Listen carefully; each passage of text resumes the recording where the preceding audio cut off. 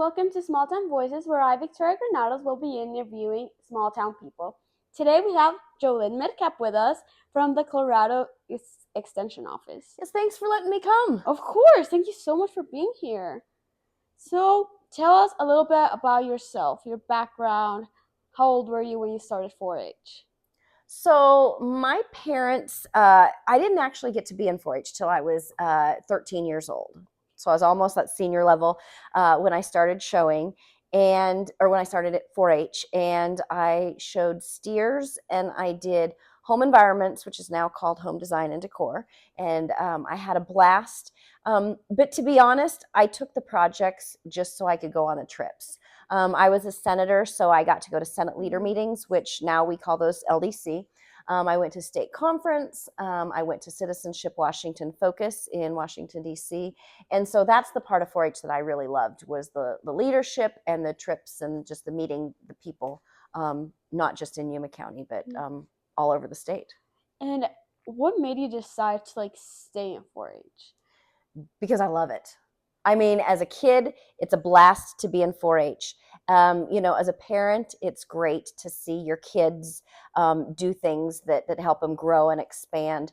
Not only do they learn, project-related skills, but you learn community service and leadership and public speaking and all those things that are just going to help you when you're an adult. And then as a 4-H specialist, which is what I do right now, I just love hopefully being a part of watching the kids grow. I hope I do a good job, giving them opportunities to do things that, that they enjoy. Yes. So tell us more about your job, what you do. So everybody thinks that my job is just get ready for the fair, which is a huge component of it. But, there's leadership trips for juniors, intermediates, and seniors that, I've got to help get ready. I do some 4-H council stuff, which is countywide. I help the club leaders on a local level. And then there's a lot of stuff that, I'm on committees and groups at the state level, doing things like I'm on the livestock work team. So we talk about livestock issues all over the state. Yesterday I was just at an area meeting. So, it's a lot of collaboration with other people, and it's fun to just see what other counties do and say, hey, that's cool that you do this in your county. Can we bring it back and do it in Yuma County? So there's a lot of little, stuff. Right now I'm getting ready for the achievement program. So that's always so much fun It's exciting. Yeah, well, and there's so many awards that we give out just to celebrate the kids and all the hard work that they've done. So, that's what I'm doing right now. And just, it seems like it's a different thing to do every day. That's great. So it's never boring. No, never boring. Never boring. What is stories, memorable stories that you have of just kids? Because how long have you been doing this? It's going to make me seem really old, but this was my 15th fair. Yeah. Wow. So I've been doing this a couple years. Just a couple. Yeah. What is some stories that you could tell us about some kids that you've been with that you will always carry them in your heart? The first one, whenever anybody asks me that question, I think of this. Well, he was a boy then. He's a man now. But when he was very first in 4-H, or when he first joined 4-H, he wouldn't talk. I could not get him to say anything. And, he was doing his projects and going to the club meetings. And I don't know why he went. I think his mom made him go to Youth Fest. And that, I forget, was that one in Pueblo? No, it was in Larkspur, which is kind of between Denver and Colorado Springs. And we were talking, and I, finally got him out of his shell and, was learning a little bit about him. And every year he just got a little more involved and a little more vocal, and you could just see his personality coming out. And now this gentleman is, without giving too much away, he leads stuff in the county. He's involved at the state level. He judges his project at all different counties in the state. And so from this little boy that I was like, oh my gosh, I can't take you to Larkspur because we can't. I mean, it's 3 hours there and you're not going to talk to me. Like, and then you go there to meet people and talk to people. yes. And I was like, this is not going to end up well. And I would like to say, and I think, visiting with him later on, I think he would agree with me. 4-H just kind of broke that outer shell, the shyness of him. And then he just kind of, became Mr. 4-H. For 4-H, you really need to push your boundaries. You need to really get out of your shell. And you saw that with me. I was just going to say, and then you come up with, hey, Jolynn, I have an idea. Hey, Jolynn, I was thinking about this, and you go from this cute little girl to someone who becomes a leader and a mover and a shaker and things that not only make 4-H better, but the community and maybe, eventually the world a better place. And hopefully maybe 4-H had a little bit to do with it. It gave you connections and said, hey, here's a person that can help you do this. And here's someone who can teach you to do that. And like, you also gave me a lot of opportunities.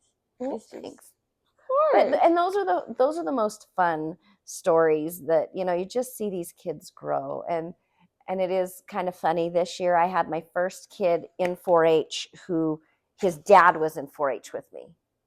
Oh. So I think it was probably my first year. His dad was one of my 4-H kids. And then now this last year, his son is in 4-H. Wow. And so, it's just kind of fun to say, wow, we've done this. This is now the second generation. Yes, totally. It's like, it's a cycle. They grow up. Yeah. I just better not be here long enough that I have his kid too. So we go a third generation. You'll be fine. You totally need that. So we kind of covered part of this, but how does 4-H help develop like responsibilities for kids, the leadership skills? What activities do they all participate in? Well, from the very beginning, no matter what project you're in, you're required to do some stuff. Yeah. You have to do a demonstration. So guess what? If you don't like public speaking, that's going to be really hard for you. So you get better at public speaking. You have to do a community service to be in 4-H. And so you have to learn to care about your community and make the world, well, maybe not the world, but, make your community better than where you started. And hopefully that continues on. And as you move to a different town or, have different abilities, hopefully you continue that. You speak out, you let people know your mind, and you continue to, do community service and help everyone around you. But aside from that, I mean, that's no matter who you are in 4-H. But, like the livestock kids, you have to do chores every single morning and night. Maybe you don't get to sleep in on a Saturday morning because you've got a steer or a pig or a cow that you have to feed.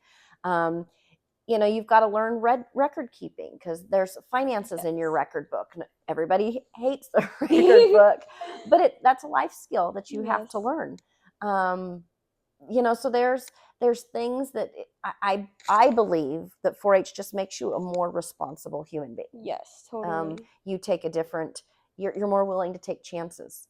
I've never done this skill or I've never, whatever. And 4-H is like, well, if you're going to do this project, you have to, do X, Y, and Z. And you're like, oh, that was fun. Or, oh, I'm good at that. And you never would have thought that. And even if you don't know how to do something, there's always someone that knows how to do that. Yep. And in our community, I see that a lot. They're more than willing to help you. Absolutely. I think there's only one project that I've struggled to find somebody like to teach a kid the skill. But all I have to do is make a phone call and say, hey, I've got a kid that wants to learn, ceramics or whatever. And I don't know many ceramics people, but I got people who, would be willing to help a 4-H kid. Yes, totally. Talk to us a little bit about the programs, the different programs, events for Yuma County 4-H holds for kids and even to a statewide level. Okay. I love talking about this because everybody knows about fair. They know that there's the livestock shows and they know there's the home ec building and they know there's the rodeo and, everybody knows the fair. Yes. But every year, I don't know how many comments I get. Well, what can we do outside of our county? Well, if you read the newsletter, we have, we've got one for junior age kids, 2 for intermediate age kids, and 2 for senior age kids. And the cool thing is that when if you didn't know, we've got a 4-H food booth, right? Yeah. And you have to work the food booth. That money goes to pay for, or some of that money goes to pay for the trips that you go on. So you might only have to pay a very, very small part to go on these trips. So for the junior age members, which is 8 to 10, so 8, 9, and 10-year-olds, it's a small trip. They can go to Burlington, and we have a full day of just activities and skills and dancing and snacks and meeting other people, and that's kind of where things start. Yes. Okay, 4-H is bigger than Yuma County. And then for the intermediate aged kids, they can go to Youth Fest or CLC, which is Colorado Leadership Camp. Those are in Pueblo and Glenwood Springs. And it's 3 days, sleeping in either motels or dorms. The state 4-H officers are there. They lead activities and workshops, and there's dances and movies, and you learn, like I said, that 4-H is bigger than Yuma County. You meet people all over the state. And then when you're a senior, you can go to state conference, which is in June, and that's at the CSU campus in Fort Collins. Okay. And there's tons of not just workshops, but hands-on, Anything. you're going around the community doing stuff. And then if you are a senator for the 4-H Council, there's another opportunity in Denver in January called LDC, which is Leadership Development Conference. And so you get some extra leadership experience there. Yes. So, there's day trips, there's weekend trips, all in Colorado, but it's fun because you might see this, you're going to make a friend Yes. at Youth Fest, and then you're going to see him at a volleyball game, and then you're going to see him at a track meet, and then you're going to see him at FCCLA, and your world gets really small. Yes. Because I know people from there and there and there, and I can't wait to go to this because I get to meet my friend that I met through 4-H. Oh, we're gonna hang out. Yes, and it is so much fun. Or you just get excited to go to state conference because this is my friend that I only get to see once a year. Yes. And so 4-H is so much bigger than Yuma County, and that's like I told you at the very beginning, that's why I wanted to be in 4-H. I wanted to have all those experiences, meet the people, and do the things. And be part of it. Yes. Yeah, so what is your favorite event that you attend to as a leader, or that you put on as a leader? I know it's not Fair Week. Right. Well, Fair Week is hard, but I truly do like Fair Week because you guys have worked so hard. If it's a livestock project, you've worked over a year on this project. These cake decorating girls, you may have 20 hours in a cake. Yes. These sewing girls have, I don't know how much time. And that's not, your tears because something didn't work out or the money that it's spent to do it. But all of this culminates at Fair, and it gets fun because you're like, you know what? I finally get recognition for all my hard work all year long. And so I do love that. But aside from Fair, I really like taking kids on the trips. I like the one-on-one relationships. Those seem to be where I can convince the kids to be leaders and movers and shakers, and I just get to know them as a person, not as you're from the Pleasant Valley 4-H Club. Yes. So how do you think 4-H has evolved over the years? Like ever since you've been, as a leader, since you were a kid, how has that evolved? So like when I was a kid and there was dinosaurs, how has it changed since then? The saber-toothed tigers, all that stuff. Yeah. So 4-H was, there wasn't very many projects back then. No, probably like rock carvings, maybe? Yes. And in the foods project, you were just cooking the woolly mammoths and the saber-toothed tigers. That must have been hard, taking all the hairs out. No, but when originally, and I want to, whatever I say is going to be wrong, I want to say it's like in 1913, 4-H started, and it was just corn clubs and tomato clubs. CSU, well, the land-grant universities, so here's a little history lesson for y'all. 4-H is sponsored by the USDA, Okay. and it's a national organization, and it, since the USDA doesn't want to, be responsible for every county fair, Yes. they kind of pass on some of the responsibility to the land grant university in that state. So in Colorado, our land grant university is Colorado State University, and so we kind of report to Colorado State University for all 4-H stuff. And it started because people needed to learn to change their ways, farm better, have better corn and tomatoes, use different technologies. Yes. Our grandpas, I've done it this way and I'm always going to do it this way. I'm not going to change. Well, the land grant universities realized that if we take our education, our research, our science, and can pass it to the kids, they're going to be more receptive and they're going to say, oh, I'll change. I'll try this new thing. And so they taught the boys how to grow better and more productive corn. And they taught the girls the same thing about tomatoes. We can have bigger tomatoes, more tomatoes, And so it started with just that. And in Yuma County, it actually was a poultry club. We taught kids about chickens. So Yuma County has went from a poultry club to about 15 projects. There was some livestock, some sewing and foods, and like woodworking and stuff like that. Okay. Now we have filmmaking, we have welding, we have computers. Yeah. If you take computer science all 4 years, you will know how to make an app. You will develop your own app that does something that you want it to do. So 4-H has been able to keep the heart of it, take research-based education and knowledge, teach people about the fundamentals, the livestock, the home ec stuff. But then they keep adding every year new projects because times are changing and we need to learn new things. And so they figure out what's, everybody's on their phone. So they came up with a computer science program. And every year you get the list. It's like, oh, wow. Yeah, there's 53 different projects that you can do in 4-H. So I like to tell people, you tell me what you like to do, and I will find a project for you. And the only thing that I have not been able to find a project for is Legos. So sorry, there's not a Lego project in 4-H. Maybe soon. Maybe they'll add one. Hopefully. How do you think 4-H impacts families and just the local communities? So families, the projects you do you do them by yourself? Or it's a whole family affair? It's a whole family affair. Like you do chores together, when you have to go do your cows, you all go to the meetings together, you help each other with, whatever 4-H thing you're doing. Yes. And 4-H is supposed to be for families. An 8 or 9 or 10-year-old can't do the project by themselves. And so parents are helping teach basic skills and, helping do the record book, and, they're going to the meetings and helping with community service. And I don't think there's many kids who would say, yep, I did 4-H all by myself.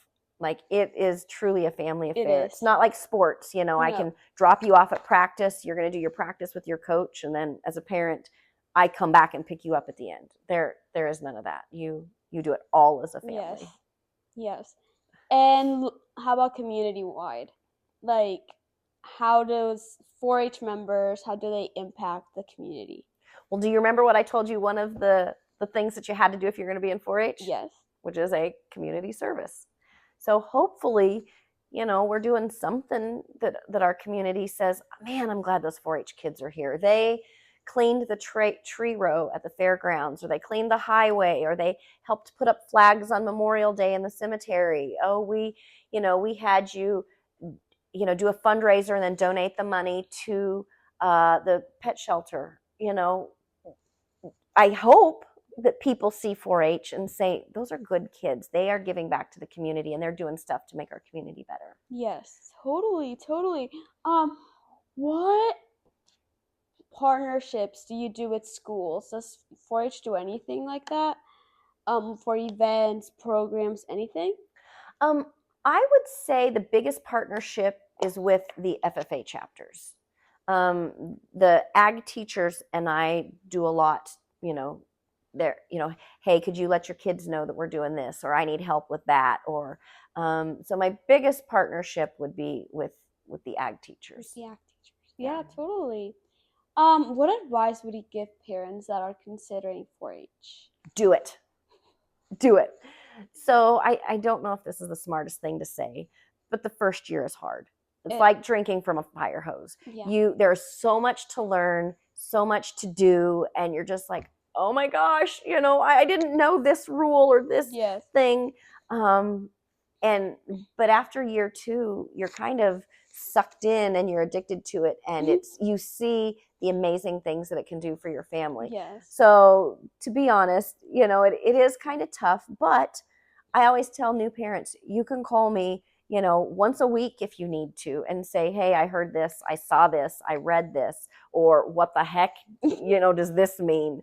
You can call me once a week, because once you get through that first year, which, like I said, it's mean to say it, it's a hard year, but once you get through the first year and you know what you're supposed to do, it is so much fun. Yes, and you just start taking more projects, and then you start going on trips with me, and then before you know it, you're running for county council. Yes. And like I said, that one kid, he wouldn't even talk, and then he ended up being one of our council presidents. Like, it gets in your blood, and it's just fun, and you enjoy it. And I mean, I would, to parents who are considering it, just do it. Call me and we will talk. We'll find the perfect project for you. We'll find the right club for you, and we'll make it happen. And what advice would you give youth that are looking into taking on leadership roles? So there is a progression of things that you need to do. First of all, you need to get active in your local club. You don't have to be the president, but the best thing to do would be a council representative, and then you start coming to the council meetings, which that's kind of the county level, and then you can go to the district level if you want to go to district meetings. Which the good thing about those, they're held right here in Yuma, so that's kind of exciting. That's great. You don't even have to travel for them, and then you start going on trips with me. You start meeting friends, and then we've had people from Yuma County who have actually been state 4-H presidents, or been a state officer. And so, you can go as high as you want to go if you want to. So just start getting active at your club level. If you're 9 or 10, just, be someone who seconds a motion, be on a committee that plans something for your club, start getting active. And then once you're comfortable at your club, then we'll go to the county, then the district, then the state, and then you'll become a leader. Yes. And then it's in your blood, and you can't stop 4-Hing. What is the future of 4-H? The future of 4-H, I would like to say, well, and I know it will, it's going to keep evolving and changing. Yes. I think the core fundamentals, your head, heart, hands, and health, which we probably should have started with that. We should have. That's what 4-H stands for. Yes, that is what 4-H stands for. 4-H develops your head, makes you a more critical thinker, your heart, so you can be compassionate for other people, especially community. Your hands, for larger service. You're not only using your hands for your project-related skills, but again, you're helping people. And then your health, you're going to just make you, mind, body, and heart, a healthier human. And so those core fundamentals are going to stay the same. We're going to continue to make you be a community service and a public speaker. But I would like to think that as opportunities change, more mental health opportunities to learn about mental health, whatever project-related things, job-related skills are, new and upcoming. Yes. I think they would like to make those projects so we can learn about them. For a while, there was a wind turbine project. There was a weeds project. There have been tons of projects that come and go, and it just kind of, we're able to adapt with the changes of not just locally, but within the state and the nation. Yes, that's so cool. I did not know there was all those projects. Yep. Weed? weeds. So you you could go into the pasture and know what, or the mountains, whatever weeds are out there. That used to be a very, very popular It sounds project. very interesting. Yeah. Well, you've got to make it sure that it's healthy for the deer in the mountains and the cows down here, and if there's a bad weed that could kill your cows, and so you could learn all about that. Yeah, that's very interesting. I had not thought of that. Yep, and it, like I said, we just keep adding and subtracting projects based on what Kids like. what things are happening. Nice. What skills do you think the youth needs today? That they need to learn more about? Oh, we need to learn compassion for other people. We just need to lift people up. We need to be thinking of other people, not to like let them step on us and walk all over us, but we need to say, man, that's what this person's going through. How can I help them? And 4-H a little bit teaches that. Cleaning a highway or cleaning a tree row might not be like that, but we are helping somebody do something, making somebody's life easier. The guys that mow the ditches, they're probably pretty happy that we cleaned the ditches. Yes. And now they don't have to worry about it. But just as youth, we just need to be kind and help people and lift them up. Don't beat them down. Get off your phone and talk to somebody and say, hey, how are you doing today? You look kind of sad. Are you okay? And we just need to reach out and be a helping hand for everybody around us. Perfect. So now that we got with the serious part done, we get to ask you some questions. Were you not just asking me tons of questions? No, some fun questions. Oh, okay, fun questions. All right. Yes, well, fun questions. You got this. What is your favorite 4-H memory? They don't do this anymore, but at the fair, the last day of fair, there used to be a huge water fight.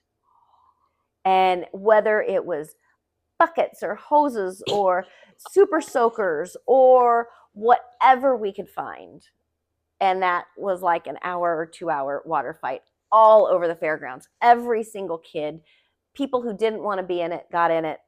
Like there was a lot of innocent bystanders who got soaked. And that was just kind of what you waited for at the end of the... They should still do that. Well, the last day of fair, we're all kind of cleaning up.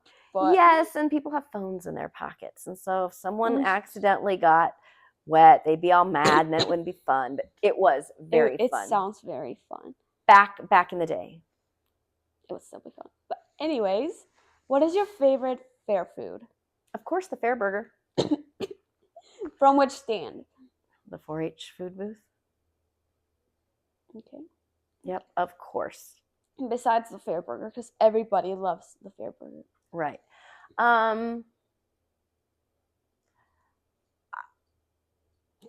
Oh, well, it's the fair burger. That's all I eat at fair.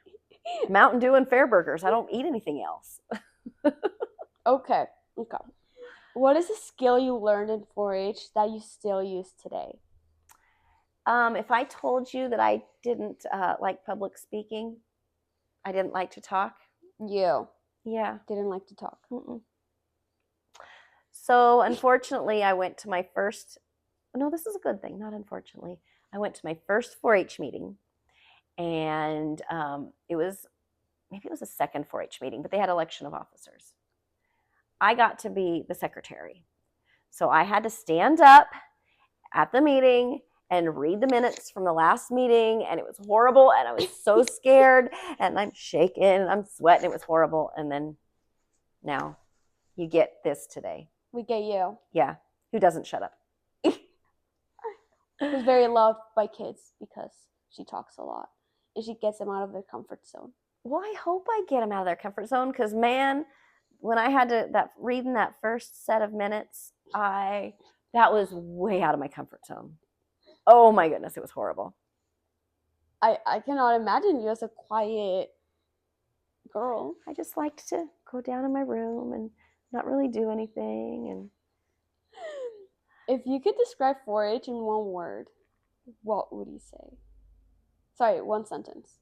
One sentence. Without the hands, heart.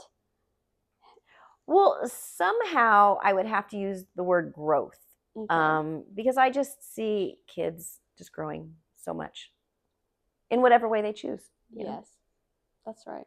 So I'm gonna do it in a word, not a sentence. It's just growth. Growth. Because Yes. you see so many changes, and I love it. Yes. And I'm an example of that. Not that you were ever shy, but I was kind of shy. But once I got to know you, I could. Jolynn? Yeah, crazy idea here. and then I hang up on you. You don't want another crazy idea. My hands are full right now. Can't you see? Well, thank you so much for being here with us. Would you mind just telling people how they can get involved with 4-H, how they can reach out to you and sign up for 4-H for this upcoming year? Okay.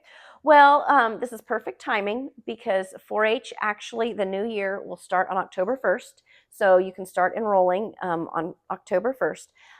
You can give me a call at the extension office, 332-4151. Or you can email me at Jolynn Midcap, JOLYNN.midcap, MIDCAP, at colostate.edu. So COLO state.edu. If you're a kid and you want to, take advantage of all the stuff 4-H has to offer, you can enroll. If you want to be a leader, if you have a skill set, if you have, know how to do something and you want to help teach kids, give me a call or email me. If you are a supporter that, financially you want to send kids to the camps, if you want to buy, stuff for a kid's project, whatever, or if you just want to make a donation, you can do that. Give me a call. So, you don't just have to be the kid to be involved in 4-H. You can, sometimes I need chaperones to do stuff. We've got so many opportunities, and I don't think that there's one person from 8 years old to 108 that wouldn't benefit from being involved in some way, shape, or form in this organization.